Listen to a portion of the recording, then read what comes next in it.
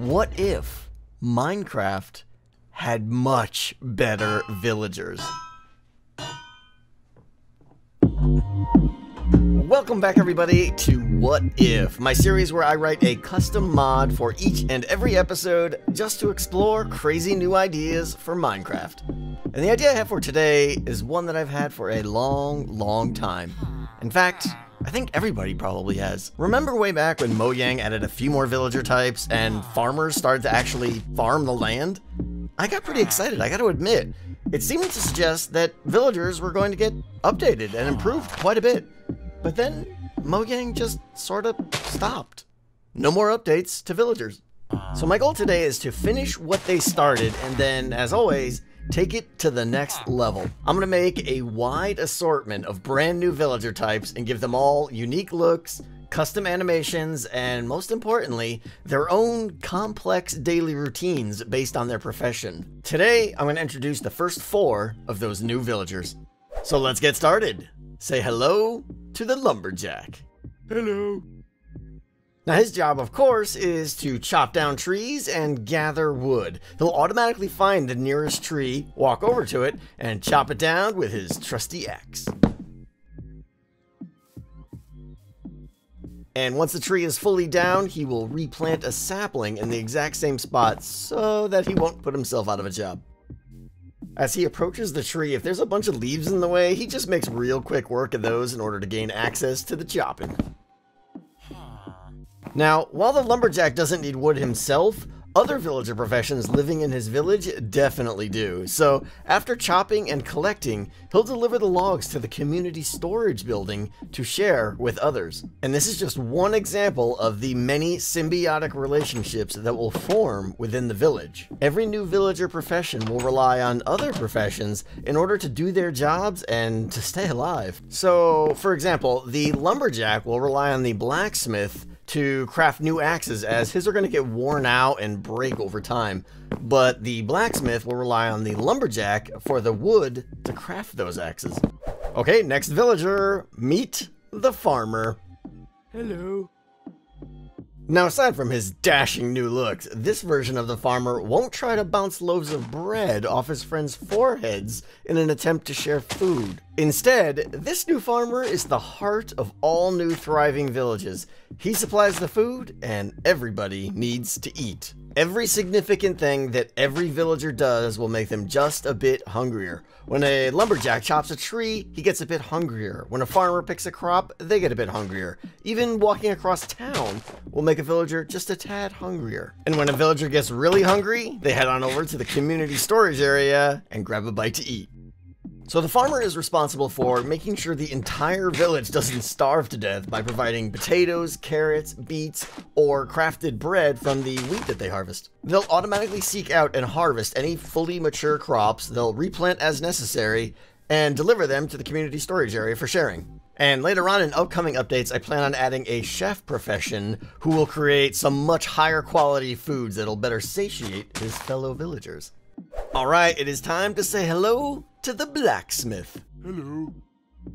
So here we have our first non-gathering villager. The Blacksmith is a top-level crafting villager whose daily routine is a complex and detailed one. He's going to gather his needed raw materials from the community storage, such as wood, coal, and ores, and then he's going to spend his day hard at work inside his blacksmith building. His furnaces will be kept stocked with fuel, and he will smelt all his ores into bars for crafting. Once he has enough bars, the blacksmith will put his shiny new hammer to use and craft all kinds of tools and weapons needed by the rest of his village community. Whichever tools are most in demand is what he is going to prioritize in his crafting, and once he's done crafting each one, he'll deliver them to the community storage for others to pick up as needed. So now's also a good time to mention that aside from hunger and eating food, all villagers will also have a few other goals that they need to meet. While I haven't gotten around to implementing it yet, all villagers are going to need to sleep at nighttime. So when night falls, they will return to their personal homes, maybe light a few torches and relax for a little bit, but eventually they will fall asleep in their beds for some much needed rest. Villagers will also need to stay happy. Too much work makes a villager go insane, and Nobody wants that. So in upcoming updates, you might see villagers stop and socialize with friends for a bit, maybe play with some of the kids in town, or even visit the local tavern at night and get a bit rowdy. My goal is to have a living, breathing town that is just fun to sit back and watch. Alright, last villager, let's give a welcome to the miner. Hello. You might have been wondering where the blacksmith was going to get all of his coal and ores from.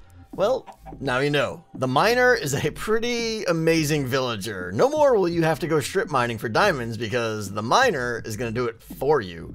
With a little setup from the player, he will go deep underground and mine long strips looking for anything valuable. He will maintain the mine shafts as he extends them, repairing the walls as necessary. He will avoid lava, and of course, he'll keep an eye out for all valuable resources to take home. Also, as long as the miner has a few coal and some sticks, he will craft torches and keep the mines lit up to prevent mob spawns. Any good resources he finds will eventually be returned to the community storage, mostly to be used by his friend, the blacksmith. The miner relies on the blacksmith to supply new pickaxes as well as the farmer to keep him fed. Now, I do want to mention that getting the miner working was a massive amount of work. You see, getting a villager to find a deep mine shaft underground and successfully navigate there from across town is no minor task.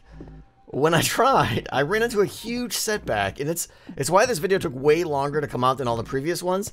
It turns out the core pathfinding system in Minecraft has some pretty big limitations. Entities can only attempt to move so far before the pathfinding system just gives up.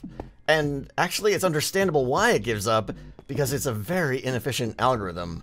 So I had a pretty huge decision to make. If I wanted my villagers to not have constant pathfinding issues, I needed to replace the entire existing system in Minecraft to be more efficient and support much longer travel distances.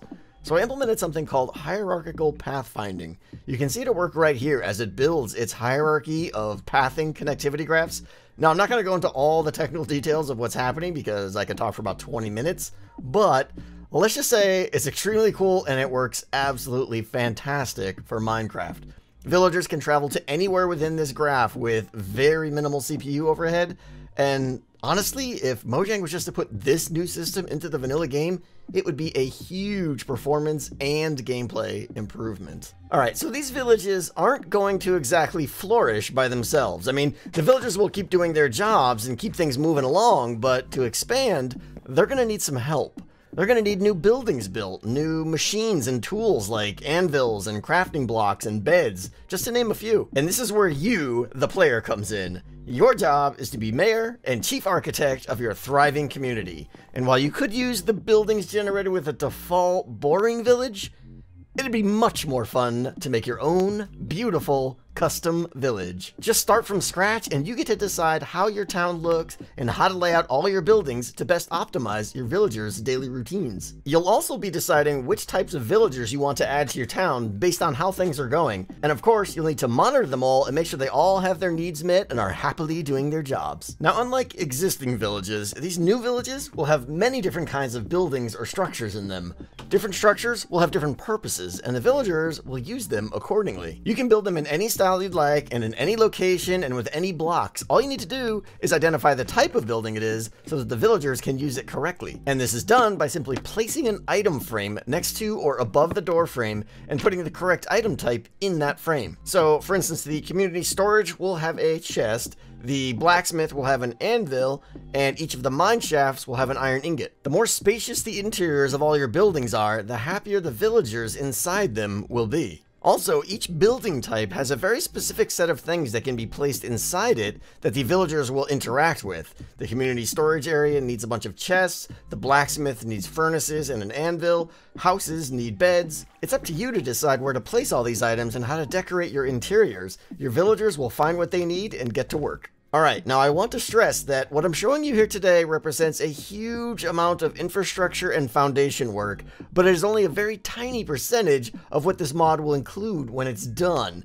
There are so many more villagers and structure types and features I plan to add. Now to answer a question that many of you, I'm sure, are probably asking, yes, I do plan on publicly releasing this mod when it is done, but not until it is done, so please do not ask me when it will be ready.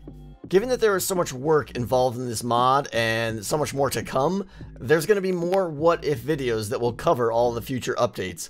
And I'm also considering doing something pretty special for this mod. I'm thinking of doing a short single-player sort of Let's Play series of videos here on my channel where I start from scratch and build a huge, full, self-supporting city with dozens, if not hundreds, of new villagers.